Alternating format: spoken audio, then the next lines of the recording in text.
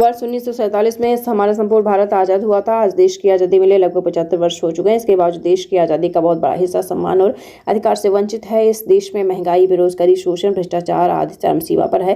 गरीब, मजदूर, किसान, शिल्पकार, दस्तकार, छात्र, नौजवान सभी परेशान हैं। इस अवसर पर जन भागीदारी पार्टी के राष्ट्रीय अध्यक्ष माननीय देवेंद्र कुमार प्रजापति, राष्ट्रीय प्रमुख महासचिव राजू प्रसाद प्रजापति, वरिष्ठ राष्ट्रीय महासचिव राजेश कुमार प्रजापति, राष्ट्रीय अध्यक्ष राधिका सिंह, जिला अध्यक्ष धीरज, राष्ट्रीय सचिव राजकुमार चौहान, रवि प्रजापति, उपासना हॉस्पिटल के चेयरमैन यश कुमार प्रजापति, वंदना देवी, ओम तपन कुमार तथा संदीप पटेल, गुरु चरण सिंह, होरीलाल, युवा मोर्चा जिलाध्यक्ष मनीष प्रजापति आदि लोग मौजूद हैं। अपना परिचय बताइए। मैं जन भागीदारी पार्टी का राष्ट्रीय अध्यक्ष देवेंद्र कुमार प्रजापति। आज ये प्रेस वार्ता जो बुलाई गई, क्या उद्देश्य है प्रेस वार्ता बुलाई? प्रेस वार्ता बुलाने का यही उद्देश्य है कि आज हम लोगों ने इस पार्टी का घोषणा किया है और ये घोषणा जन जन की लड़ाई है, जन जन के अधिकार की लड़ाई है, जन राष्ट्र की लड़ाई है, देश हित की लड़ाई है। और हम लोगों ने बहुत सी पार्टी आई, बहुत सी पार्टी गई, बहुत सी बनी, बहुत सी टूटी, बहुत सी चली गई।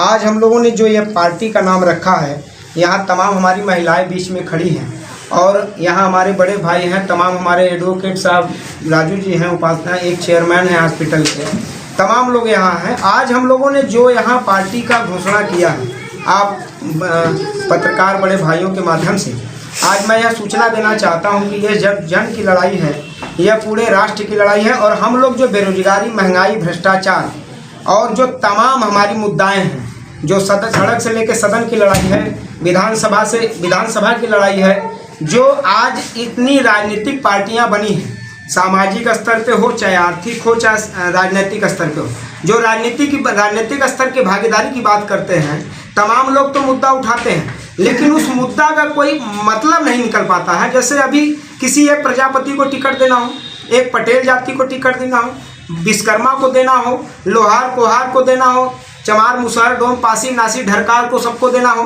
तो ये क्या करते हैं, ये पैसा देखते हैं, यह जो है उनकी वोट बैलेंस देखते हैं। लेकिन पार्टियों में ये नहीं देखा जाता है कि वो कितना कर्मठ है, कितना मेहनती है, कितना काम करता है।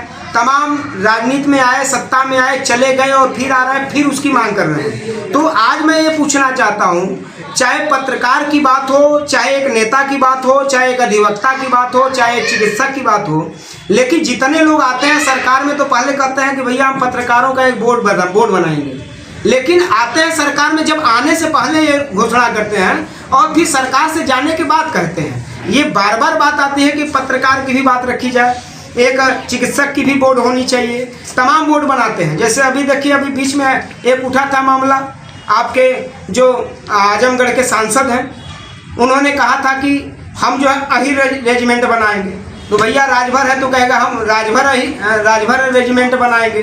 अब कुम्हार है तो वो भी कहेगा हम कुम्हार रेजिमेंट बनाएंगे। तो सब लोग रेजिमेंट ही बनाने की बात कर रहे हैं, लेकिन शिक्षा पे कोई नहीं बात कर रहा है। आप देख लीजिए, उत्तर प्रदेश में बहुत से प्राथमिक विद्यालय बने हैं, लिस्ट माननीय योगी जी के पास है। आप देख लीजिए, उन्होंने कहा कि 49 स्कूल को मैं जो है गोद ले रहा हूँ। मतलब उत्तर प्रदेश में जितनी भी प्राथमिक विद्यालय है उसको गोद नहीं लेंगे। जेपी पाया, तो उससे भी अभी तक अब आपको क्या लग रहा है? देखिए, उसमें कुल मिलाकर के यह बीजेपी को, कुछ लोगों को डर है, सीधी सीधी बात है। जैसे अभी देख लिए ईडी की जांच लगेगी, बहन जी पे लगेगी, देखिए बहन जी चुनाव नहीं लड़ेंगी। अब तक बहन जी की कम से कम कार्यक्रम 16 कार्यक्रम हो जाने चाहिए थे, अखिलेश यादव के 32 कार्यक्रम हो जाने चाहिए थे, अभी जितने विपक्ष के दल हैं उनके 20-20 कार्यक्रम होने चाहिए थे। लेकिन ये पैसा कहाँ से आ रहा है, ये कार्यक्रम कैसे करा रहे हैं, ये तमाम चीजें कर कैसे रहे हैं, ये इनको कहीं डर है कि ईडी सीडी सीबीआई की जांच न बैठ जाए, इसलिए ये खुल के बढ़ चढ़ करके अपनी हिस्सा नहीं ले पा रहे हैं, इसलिए दबे हुए, कहीं हमारे नेताओं मंत्रियों को कहीं जेल में न बंद करा दे, शायद इस डर है, इसलिए जो है उनको प्रधानमंत्री बनाने पर वो लोग मजबूर है। सीधी सीधी बात। वर्तमान सरकार से आप खुश हैं कि नाखुश हैं? देखिए, वर्तमान सरकार से तो कुछ चीज़ें खुश है, लेकिन 99% में खुश नहीं हूँ।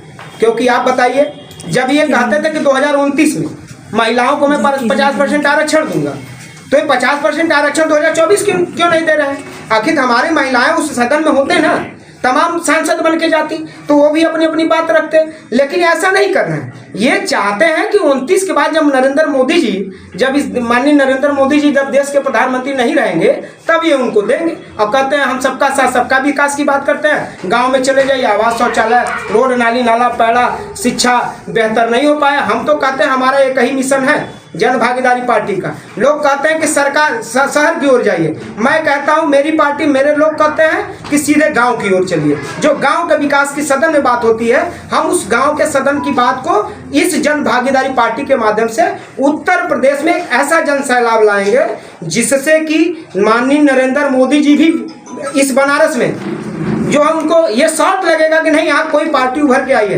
मैं उनको यह भी कहना चाहता हूँ कि चाय बेचने वाला देश का प्रधानमंत्री हो सकता है तो कुल्हड़ बनाने वाला सांसद क्यों नहीं हो सकता है। ये हमारी मोनोपोली है, हमारी एक उद्देश्य है कि हम सब सांसद हैं, कोई कमजोर नहीं है, सब राष्ट्रीय अध्यक्ष बन के काम करे, सब प्रदेश अध्यक्ष बन के काम करे। जय हिंद जय भारत। देखिए आपने बहुत अच्छा सवाल किया बहन जी। आपको मैं बता दूं कि जब कोई पार्टी में काम करता है तो जब पार्टी में काम करता है तो एक राष्ट्रीय महासचिव का उत्तरदायित्व तो होता है कि पूरे स्टेट में काम करेगा। और वो हमारी पार्टी नहीं थी, हम लोग उसको अपनी पार्टी मान के चल रहे थे, लेकिन जिनकी पार्टी है वो अपनी पार्टी मानते हैं। आप बताइए कि अगर चुनाव आपका एमपी में हो रहा है तो जहाँ चुनाव नहीं है गोरखपुर में कार्यक्रम करने का क्या मतलब है। आप बताइए, पहले हम जब भी कहीं चुनाव लड़ते हैं देश के प्रधानमंत्री मुख्यमंत्री तमाम मंत्रीगण जो है एमपी में चुनाव लड़े विपक्ष के लोग या जो पार्टी बनाए थे ये केवल वहाँ हो सकता है कि उनकी मानसिकता हो कि बीजेपी को चुनाव जिताना हो, इसलिए वहाँ सारे पदाधिकारियों को नहीं ले गए। आज उत्तर प्रदेश में जब लड़ने की बात है गोरखपुर में बताइए कौन सा एजेंडा था कि वहाँ कार्यक्रम करने चले गए। वहाँ तो कहीं ना चुनाव है ना ही कोई एजेंडा था, तो फिर वहाँ करने का काम हमको नहीं। हम लोगों ने बैठ कर ये समझने का प्रयास किया कि आखिर ये कर क्या रहे हैं, हमारी बात नहीं माने, राष्ट्रीय स्तर की कमेटी नहीं हुई, बूथ की कमेटी नहीं, प्रदेश की मीटिंग नहीं हुई, तो हम किस एवरेज पे उस पार्टी में काम करेंगे। मतलब आप वो पूरी तरह से बीजेपी को सपोर्ट कर रहे थे, इसलिए आप कुछ नहीं कर रहे हैं, उनकी मंशा है। हमारी मंशा ये है कि अगर हमने घर बनाया है तो हम हमारी सारी जिम्मेदारी है कि सभी पदाधिकारियों से बैठ करके बात करना चाहिए। आने वाले समय में जन भागीदारी पार्टी को अगर किसी पार्टी का आता है ऑफर तो क्या करेंगे। देखिए पहले तो हम ऑफर की बात ही ठुकराते हैं, पहले तो हमारी अभी तो पार्टी ही आई ही है। जिस समय देखिए पार्टी तब आपको लेगी जब आप अपनी ताकत दिखाएंगे। मैंने कहा आने वाले समय में जी, अगर जिससे हमें लगता है कि हमारी भागीदारी जन भागीदारी पार्टी को अगर लोगों की बात को मानेगा उनको टिकट पे लड़ाएगा तो हम लोग उसके बाद उसके लिए भी विचार करेंगे। ये तो हम सबकी बात है, हमारी तो एक नीति हमारी है नहीं कि हम जो कह देंगे वही हो जाएगा। 2024 का चुनाव आ रहा है, क्या लगता है आपको कि क्या बीजेपी 50 स्कूल की बात क्यों करते हैं।